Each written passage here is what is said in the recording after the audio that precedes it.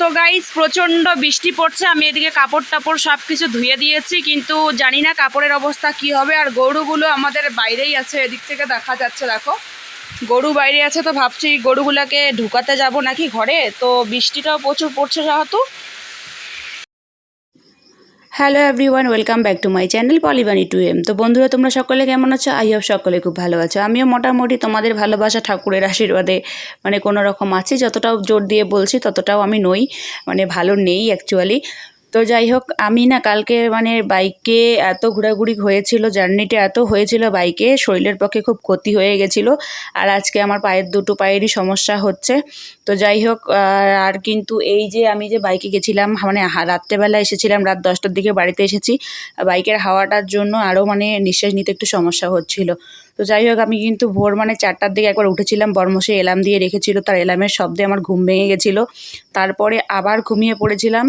ঘুমিয়ে পড়ার পরে উঠেছি 8:30টায়। তো উঠে সব কাপড় টাপড় ধুয়ে দিয়ে নিয়েছি, কালকে যেগুলো পরে গেছিলাম সেই কাপড়গুলো।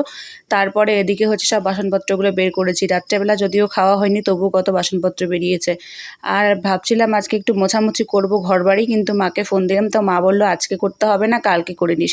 তো ঠিক আছে, তাই হোক। আর আকাশ কিন্তু প্রচণ্ড খারাপ, চান করবো করেও আর করা হচ্ছে না। এদিকে আকাশের বৃষ্টিটা আবার দুমড়ে মুচড়ে চলেই এলো। প্রথমত সারা রাত তো কোনো বৃষ্টি টিষ্টি কিচ্ছু হয়নি, আকাশটা শুধু খারাপ করছিল।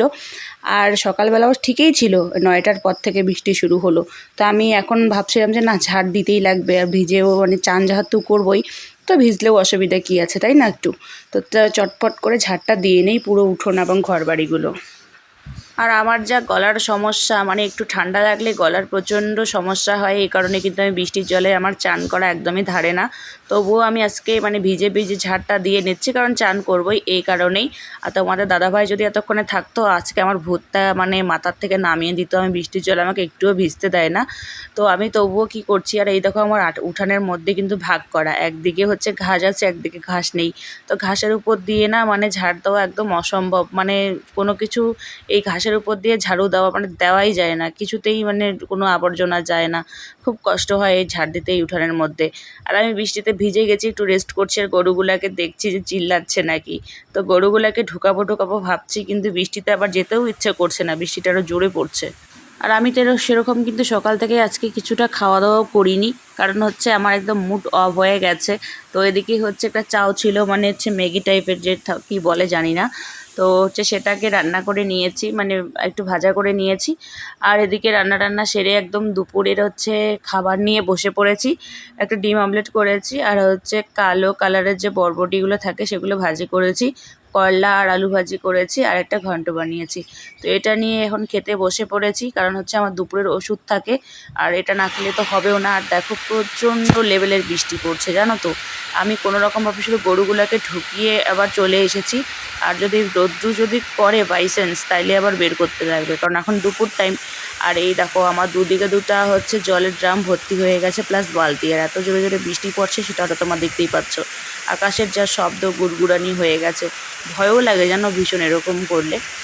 যতটুকু বালু মাটি ছিল উঠানের মধ্যে, সব বৃষ্টিতে গড়িয়ে গড়িয়ে এদিক দিয়ে ঢালু হয়ে চলে বের হয়ে যাচ্ছে। আর আমি আজকে দুবার বৃষ্টির জলে ভিজে একেবারে আমার 12টা বাজিয়ে গেল, মাথাটা ব্যথা করছে। তো আবারও আমি আরেকবার চান করে নিয়েছি, জানো। এবার মাথাটাকে গামছা দিয়ে পেঁচিয়ে রেখেছি। তো তখন তো তোমাদের সঙ্গে ওইটুকুই শেয়ার করেছিলাম, আর বেশি কিছু শেয়ার করতে পারিনি, কারণ অঝরে বৃষ্টি পড়ছে, এত শব্দ হচ্ছে, বিদ্যুৎ চমকাচ্ছে। আর আমি তো তখন পুরা ফোন ঘাটছিলাম, আর কি শেয়ার করবো ওই সময়টা তোমাদের। তো কেউ দেখে গেস্ট করতে পারছো এটা আমি কি গুলিয়ে নিয়েছি। তো এটাই এখন খেতে হবে, ছোটো বাচ্চার মতন, আর কিছু করার নেই, খেতেই হবে। আর এখন কিন্তু সন্ধ্যা, আর আজকে আমি সন্ধ্যাবাতি দেইনি, কারণ বলেছিলাম যে ওই কি বলে আমরা যে বলি না, রাজবংশী ভাষায় জামাতি লাগে। তো সেটাকে আমি পালন করিনি, কালকে একবারে পুজো দেবো এই কারণে। তো এখন আমি এটা খাবো, খাওয়ার পরে আমি ঢুকবো রান্নাঘরে রান্না করতে, কারণ আজকে আমি দুপুরবেলা একবারে রান্না করিনি, রাত্রেবেলা রান্না করব এই কারণেই। তো চলো, বেশি বকবক করছি না, এটা খাওয়া দাওয়া করে একবারে রান্নাঘরে গিয়ে ঢুকবো। আর তোমাদের দাদাভাই দেখো বেরিয়ে পড়েছে, কিন্তু বাজারে এখনও কিন্তু আসার কোনো নামগন্ধ নেই। আর আজকে না ফোনটাও নিয়ে যায়নি, কারণ আকাশ খারাপ জন্য। আর এদিকে আমি কিন্তু দেখো অনেক বকবক করছি তোমাদের সঙ্গে, ভুলেই গেছিলাম শেয়ার করতে। আমার ভাত কিন্তু প্রায় হয়ে যাচ্ছে, ডিম আর আলু আমি সেদ্ধ দিয়েছি। আর এদিকে আমি একবারে ঘেমে ঘুমে পুরা শেষ, মানে বৃষ্টি পড়ছে তবুও আর ঠান্ডাটা লাগে না, এত ঘাম ঝরাচ্ছে শরীরের। আর তোমাদের দাদাভাইকে আমি বলেছিলাম যে আমি সেদ্ধ ভাত রান্না করব, সবজি রান্না করব না। আর সে বাজার থেকে কি কাণ্ড করেছে, হচ্ছে ছোলা, কি যেন একটা ছোলা দিয়ে নিয়ে এসেছে, ওটা বানানো। আর হচ্ছে এদিকে হচ্ছে মটন নিয়ে এসেছে। তো চলো এটা দিয়ে ডিনারটা সেরে নিই। আর ও কিন্তু খেয়ে আবারও বেরিয়ে পড়েছে। তো গাইস এখন হচ্ছে রাত 11:30 বাজে, আর আমি এখনো ঘুমাইনি, কারণ তোমাদের দাদাভাই এখনো আসেনি। ওর একটু কাজ আছে, এমার্জেন্সি কাজেও গেছে, এখনো আসেনি। ও আসবে, খাওয়া দাওয়া করবে, তারপর সেরকমভাবে খাওয়া দাওয়াও করেনি পুরোপুরি, শুধু মানে খিদের চোটে অল্প একটু খেয়ে গেছে। ও আসবে, খাওয়া দাওয়া করবে, তারপরে ও মানে ওষুধ খাওয়ার এখনো বাকি আছে। মেন বিষয় হচ্ছে আমি একটা ব্লগে বলেইছিলাম যে আমার অন্য কিছুর কোনো অভাব নেই, আমার মানুষের অভাব। এই যে বাড়িতে মনে করো এই সময়টা আমাকে একা থাকতে লাগে অসুস্থ একটা শরীর নিয়ে। আর যদি কেউ থাকতো এখানে পাশে, তাইলে এতক্ষণে হয়তো আমি ঘুমিয়ে পড়তাম। কিন্তু দেখো, পুরো বাড়ি এবং ঘর আমার ফাঁকা, সেরকম একটা মানুষ নেই।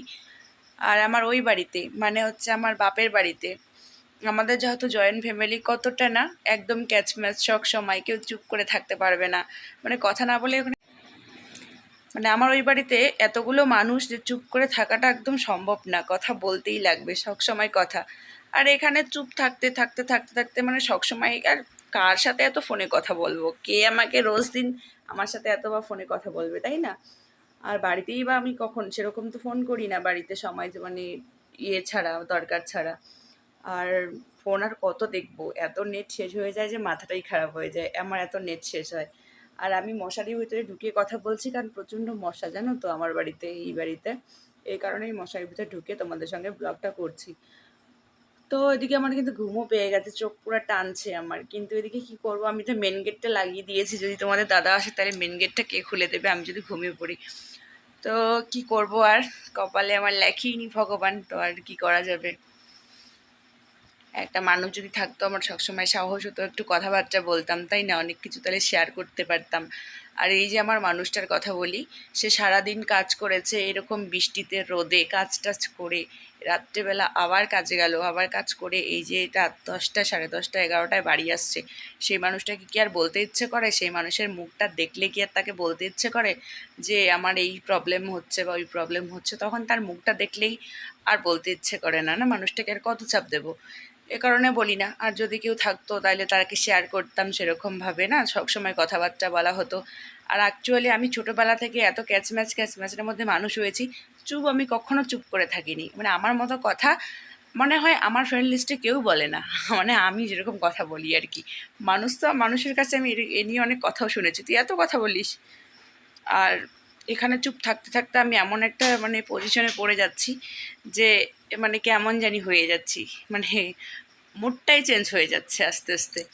তো যাই হোক, তোমাদের দাদাভাই আসুক ততক্ষণে, আর আমি আজকে ছোট করেই ভিডিওটা তোমাদের সামনে শেয়ার করব, ভিডিওটা বেশি বড় করব না। তো আজকের মতো ভিডিওটা এ পর্যন্ত। ভিডিওটা তোমাদের কেমন লাগলো অবশ্যই কিন্তু কমেন্ট করে জানাবে। আর তোমাদের মিষ্টি মিষ্টি কমেন্ট পড়তে খুবই আমার ভালো লাগে। আর হচ্ছে যদি ভিডিওটা ভালো লাগে, লাইক আর কমেন্ট একটা শেয়ার করে দিও। আর আমার চ্যানেলে যারা এখন নতুনও, এখন চ্যানেলটা যারা এখনও সাবস্ক্রাইব করোনি, প্লিজ সাবস্ক্রাইব করে দিও। আমার পাশে তোমরা থেকো, আমিও তোমাদের পাশে অবশ্যই থাকবো। আর মানে কি বলবো আর, তোমরা যেভাবে পাশে আছো, এই যে আমি ব্লগ করছি এখন, বক করছি, একটু সময়টা কেটে যাচ্ছে তোমাদের সাথে, তাই না? তো চলো, আজকের মতো এ পর্যন্তই।